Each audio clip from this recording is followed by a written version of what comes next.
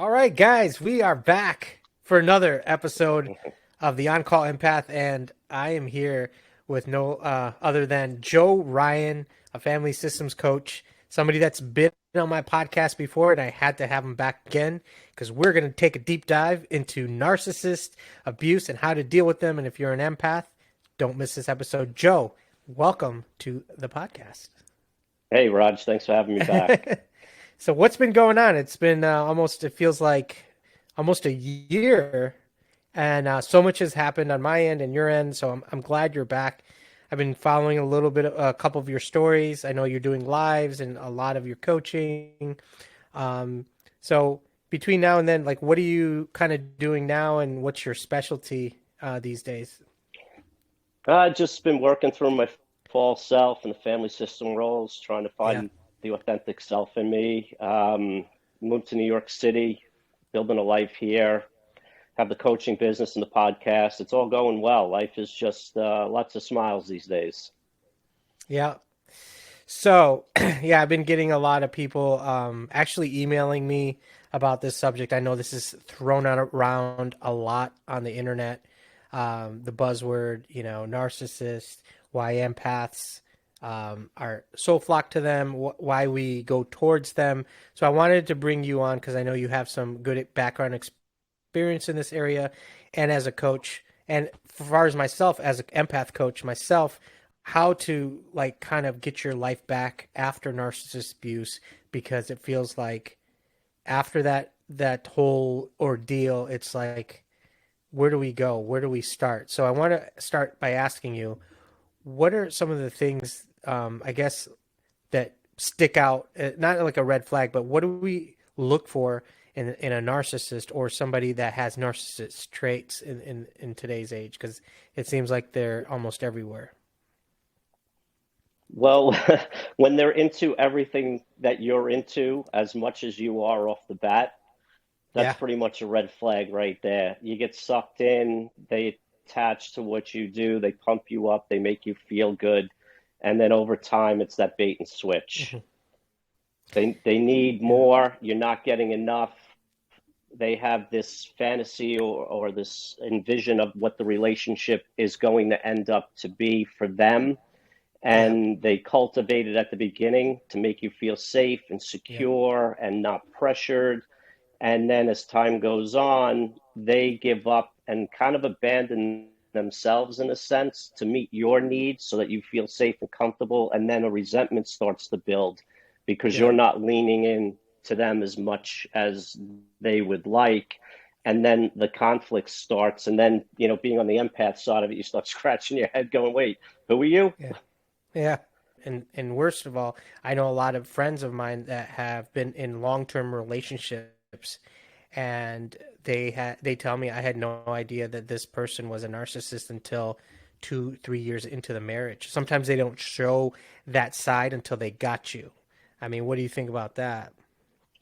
Yeah, it's, the honeymoon period and everybody's all nice and playing nice and Yeah. cordial and respectful. And then, it gets to, there's different levels in relationships. And when it starts getting to that deeper level, people usually don't have discussions about where they see it going and where their comfort level is with intimacy and closeness and separation and independence. And, narcissists like to hold on very tight. So in the honeymoon stage, you kind of get fused together real tight. There's very little independence and space. And then over time, you want to get back to a little bit more of you in your life. And when you start showing that independence, that's an extreme trigger for narcissists. I mean, Right. we all have narcissistic needs, and none of us had them met as children because no parent can meet them all. So we all Right. have them. To what degree in each person is different. Narcissistic people are very hurt and very wounded, and we're all looking for love. So an empath will just sit there and wait for crumbs of affection Yeah. and follow that breadcrumb trail, where a narcissist will be the one dropping the Mhm. breadcrumbs, and it's almost like Mhm. they follow the breadcrumbs into the Mhm. trap. And once you get to a certain point where you're locked into the Mhm. relationship and the narcissist feels safe, then the bait and switch starts to happen. You can't have Hmm. independence. You can't have a life of your own. You can't think for yourself. Everything has to be about her or him and the relationship. And there is no Hmm. autonomy. And in a healthy relationship, you need Hmm. boundaries. But being from a place of not having good self worth, we Yeah. don't have good boundaries. And we are just looking for those crumbs of affection to fill us up from the outside, where we really should start to work on our own self worth from the inside. Yeah, very well said. And one thing I do want to, point out here with narcissists, um, they are probably one of the peoples that they love seeing misery in others, and when they're not seeing other people like miserable and in pain, they actually start getting depressed. They start feeling really bad, and it's something that I don't know if there's a cure for, but if you're stuck with somebody and you're listening to this podcast, or you just came out of a relationship, a long-term relationship with a narcissist, there is road to recovery, and that's why I wanted to do this episode. So, Joe, I wanted to ask you, because you being a coach, what are some what are some things that people could start doing, or walk me through how we can get to that place where we can get back our old self? Because that's one thing that I get all the time from my clients is like, I lost part of my life, a decade of my life, and I don't know where to start. Well, most of us don't know who we are, right? We don't know Yeah. what we like. We had to live outside of ourselves growing up to feel safe. We know what other people feel way before we know what we feel. And that's our safety. Hmm. So to go inside and start looking at yourself is unsafe. If I am not paying attention to everybody and everything in my life that they're okay with me, I don't feel safe anymore. So going in is a hard journey because you have to start focusing on yourself and understanding your needs, wants, and desires. And when we did that when we were younger, we were told we were selfish. So there's an uncomfortableness in your body with the emotions and the feelings when you start Hmm. to look at yourself. And a good thing that I always tell my clients is get a piece of paper, draw a line down the middle.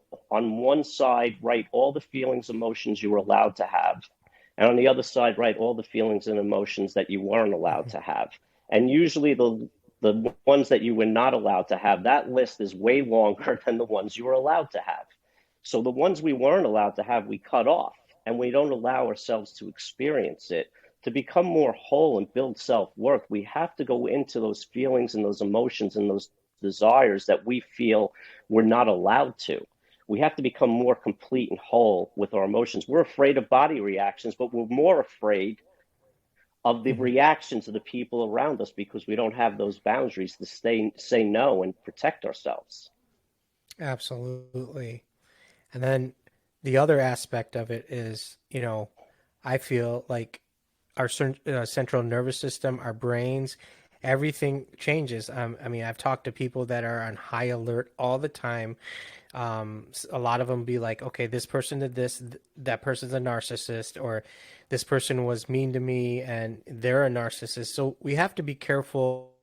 And this is what I tell a lot of people is you can't just go ahead and start labeling somebody because they show narcissist traits, because there are a lot of people that have narcissist traits but not classified as a narcissist. Because I know like believe it or not, there's a small percentage of actual narcissists in the world, but that doesn't mean somebody could be cruel and thoughtless and not be a narcissist in overall picture. Um, there's a lot of people that just don't think for others. They only think about themselves, but they can be mistaken for a narcissist. I mean, what do you think about labels now? Because it's being thrown around so much. Well, I think labels just divide us. We're all human and we're all hurting. And the more we throw labels on people, the more the divide. And if you're sitting there blaming somebody for your unhappiness, if you're blaming a narcissist or somebody who's bipolar or somebody you just think is mean, blame keeps you in the victim role. You have to start empowering yourself to see what your role was in the relationship. We are trusting too much. We don't have boundaries. We open up and we let people in, and we're there for people. Mhm. We don't pay attention because we're getting something out of it. We're giving a part of ourselves up, our independence, our freedom. We're codependent. Mhm. So underneath, we're getting something back. If we can start seeing the exchange, because it's the same for the narcissist on their end, they're giving something up top, but they're taking underneath.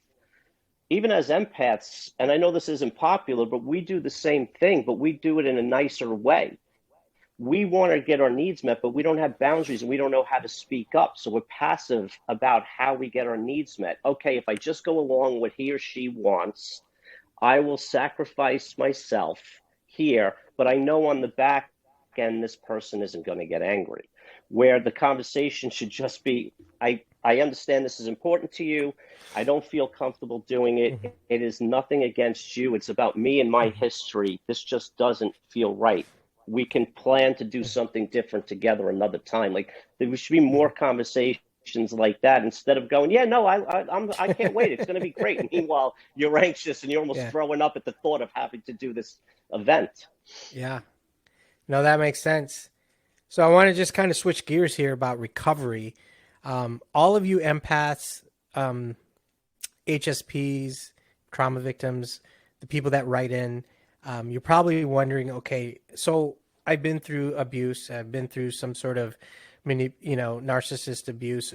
How do I get on, back on track again? And so one of the things, I'm going to just name a couple things that I feel that is helpful. I mean, if you don't have to be an empath or a HSP, but if you've been through narcissist abuse, I think the number one thing, at least what I tell a lot of my clients, is first, what you need to probably be okay with being alone. I think that was one of the biggest things for me is I didn't want to be alone. Like I always wanted to be around somebody, and that wanting that validation, I feel like that's where all the narcissists were kind of waiting and saying, okay, as soon as like he comes to me, I'm gonna treat him really good. I'm gonna buy him presents, make him feel good, and then show my true nature. So I think the number one thing, if you guys are listening, really think about how it is when you're alone. Are you okay being alone? Can you function being alone? Can you do things alone, or do you need somebody to validate you? Whether it's somebody you're living with. For me, on the path to recovery, I think I had to be uncomfortable to grow and to recover.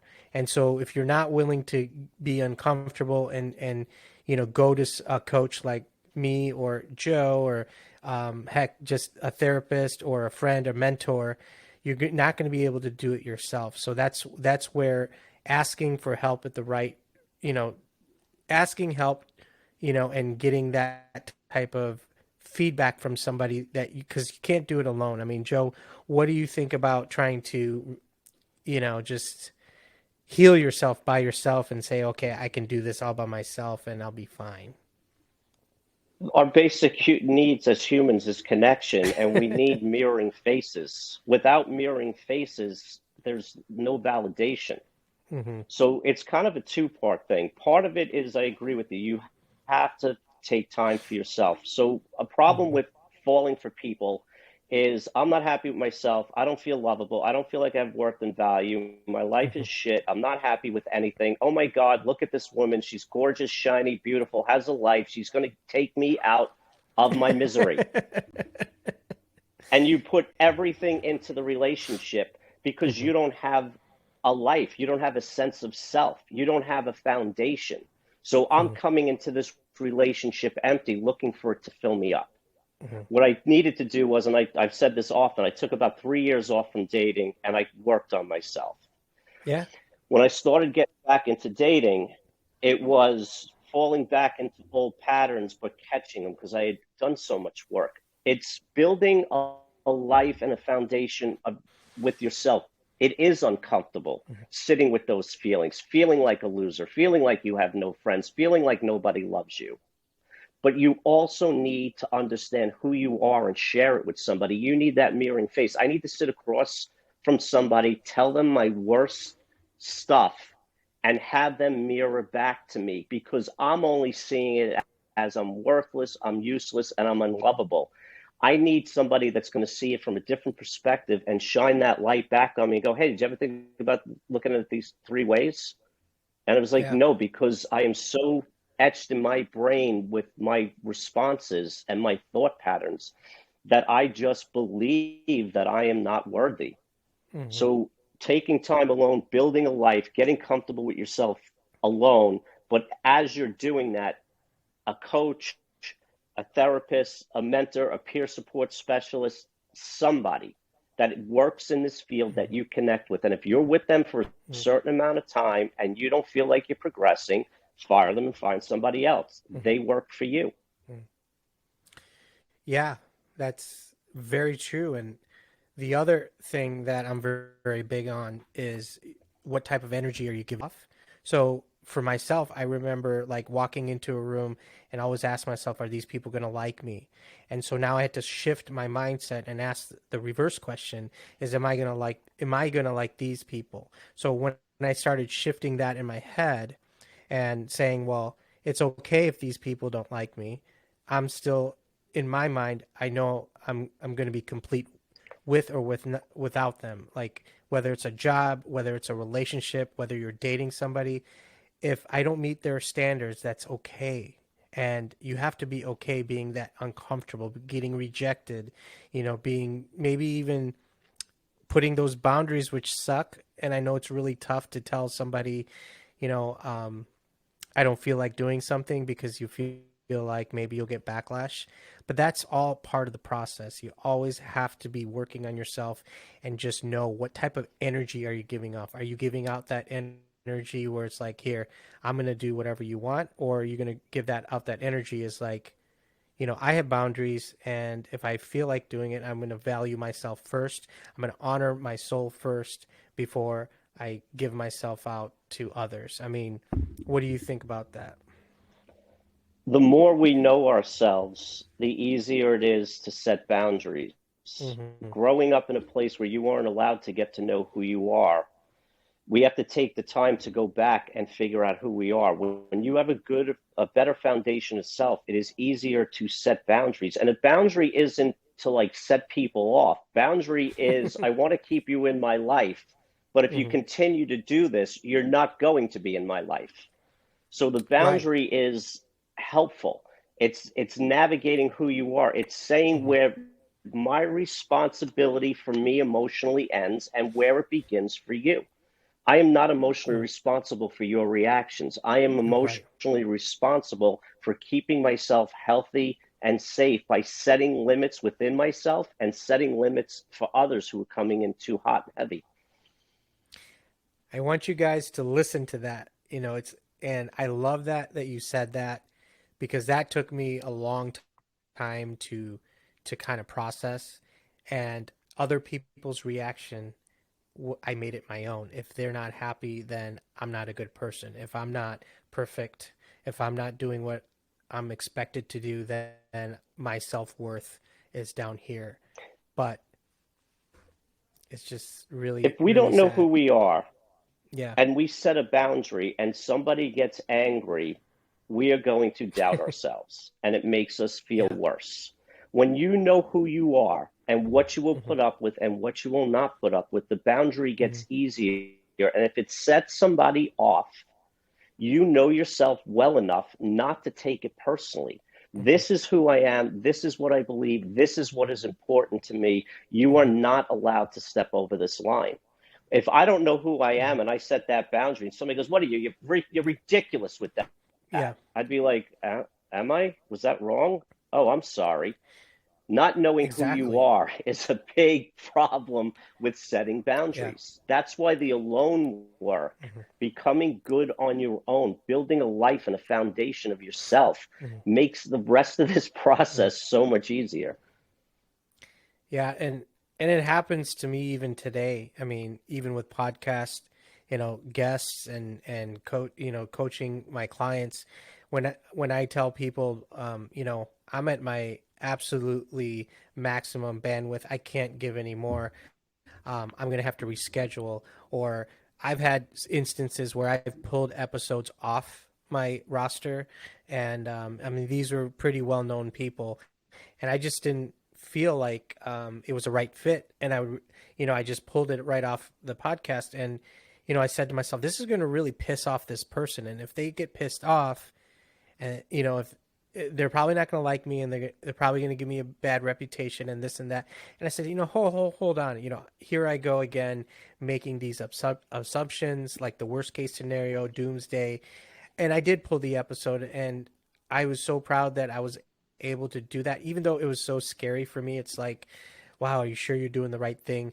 And keep in mind, like when people find out, they will give you backlash. I've had people yell back at me, like, "How could you do this?" Like, when I've told them like they're not a good candidate for, let's say, a guest on the podcast or a coaching client. I'm like, I'm sorry, I don't think this is a good fit. All of a sudden, I'll start getting that backlash, and people will start gaslighting and saying, what's wrong with you? Like, I wouldn't, and then they take it, personally. Their ego gets hurt, and then they're going to start to try to make you feel bad, and that whole cycle. And I've been through this a million times, so I'm well versed in it. So I just repeat myself over and over until they get it. I'm like, I'm just sorry. You're just not a right fit. I'm not going to over explain myself. I'm not going to try to, make you happy, or whatnot. I'm doing this for my mental health. I'm keeping these boundaries because this is who I am, and I know it's uncomfortable, but it took me many, many, times saying no until I got to the point where it's starting to feel like, okay, there's something going on, because now I'm honoring myself. Like, I'm treating myself first, which I never used to do.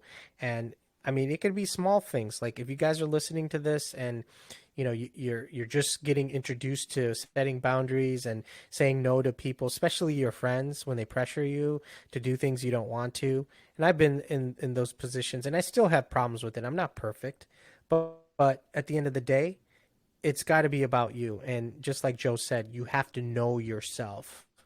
I mean, Yeah, and a good way is if you boundaries for me were always difficult. Like I'm just really starting to get better at them. But the way I started to get better at them was to visualize it 3 days, 3 weeks, or 3 months before I actually set the boundary. I would lay down, I would get quiet, and I would play the scene over and over in my head for how yes. to say it in a way that didn't make the other person defensive. So if I know my truth of setting a boundary, it's easy for me to articulate it without making somebody else defensive. If I'm triggered, if I'm upset and I come flying off the handle, I'm going to come in an aggressive way, and that person is going to get defensive, and it's never Mm-hmm. going to work. So the more you can know who you are and what is important to you and convey it in a concise way, the easier the boundaries get. So practice it in your head, visualize it, run it through however many times you have to, Mm-hmm. and get comfortable with the feelings that Mm-hmm. come up as you're thinking about it. And you start to manage and understand those feelings. The time comes to actually set the boundary in real life, it's still Mm-hmm. going to be uncomfortable. It is still going to be Yeah. difficult, but you will get through it. And the more you do it, the easier it gets. It is just practice. We have to get over the Mm-hmm. initial fear. So take like getting back to what you said before, spending time alone, figuring out who you are, what you like, and how you want to live is extremely Mm-hmm. important. Yeah, and you'll see a lot of people on social media. They talk about boundaries and people pleasing and just saying no to narcissists and things. Even those people, even the celebrities, they even have hard time doing it. It's not like, they're experts at it. It's not easy to be, to be uncomfortable. And like Joe said, practice makes perfect. But there are some times that are going to be harder than others, and that's where you reach out to a coach like us, and we walk you through it, in a calm way, in a way where you don't have to show your anger. You don't have to make the other person feel bad. You don't have to um, yell back at somebody who's screaming or making profane, swearing at you. you don't have to stoop to that level. I just try to do it very calmly, and I say what I have to say, and then I walk away, and I'm okay with that now. But it's just practice over and over. Yep, we're worried about loss, rejection, anger, fear, not pleasing. Hmm. Once you start to work through and know who you are, all of that slowly starts to subside. And then you are lighter and freer to Hmm. live a better life. Yeah, and also, by the way, this doesn't just go for narcissists or people that you suspect is a narcissist. This goes for even loved ones, people that you respect. It doesn't have to be just one group of people that you're looking out for on a radar. I try to do this with everyone, and you believe it or not, people will respect you more when you put down a boundary. I don't answer calls after 11 o'clock, believe it or not, because I value my downtime, my screen time, and I value my sleep. So when I do get text messages after 11, I'll get people that constantly they don't understand and they'll keep texting me, and I'll have that conversation, and I'll just say, that I turn off my phone at 11, and there'll be a smart comment, be like, oh, lightweight, you're getting older, huh? Like you need to get your beauty rest. And those comments, it may have bothered me like 10 years ago, or even 5 years ago, but now I I can laugh it off, and maybe just be serious. I'm like, and just repeat myself.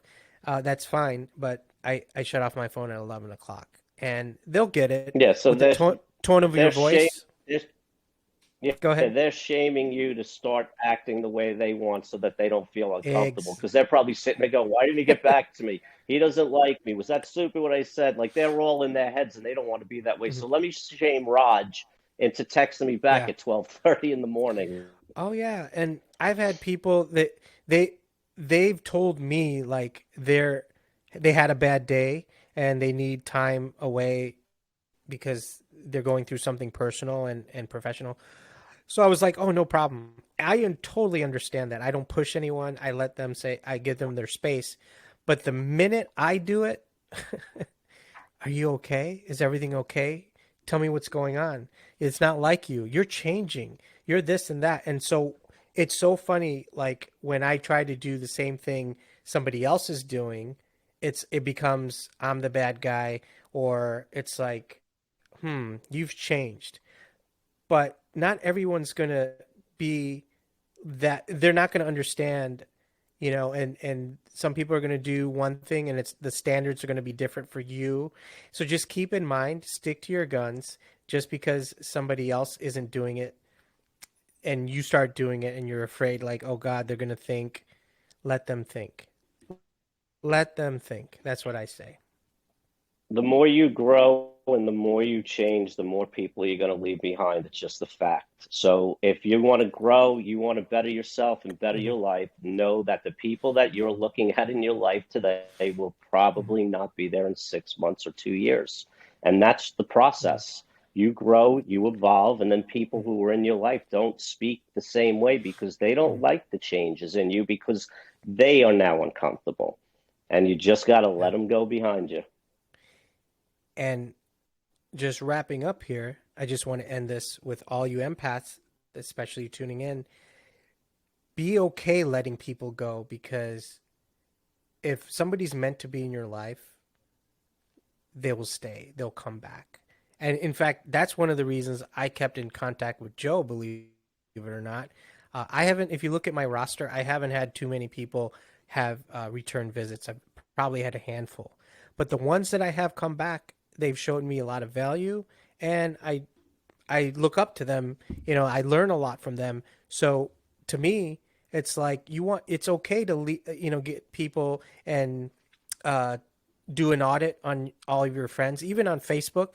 Go through all your friends and take out the ones that don't resonate with you, that may be triggering you, or something that's giving you bad vibes. Take them out of there, because again, if you're okay being alone and not worrying about people leaving you, you're going to be so much more powerful alone. And that's how I got to where I am as a coach, and that's why I only keep a certain a number of people around me that I can go to and trust. So if you guys are listening to this, don't be afraid. Let people go. The ones that are supposed to stay will stay. Joe, I'm going to give you the last word before we take out here. If you have people around you and they are not mirroring back what you need, find new people. Yeah. That simple. Well, there you have it, guys. I hope you enjoy this episode. Follow Joe. I'm going to let Joe tell everyone where we can find you on social media before we take off. So my website is joeryan.com. You can find me on Instagram at Joe Ryan, and my podcast is called It's Not You, It's Your Trauma. Check them out, guys. Check out the first episode with Joe. It was a good one. So I said, you know what? It did so well. We're going to do another one. And so that's also, I think we did that a couple months ago. So look at all of my podcast episodes and you'll see the first one with Joe. But I hope you enjoyed this and always keep moving forward. And with that said, we are...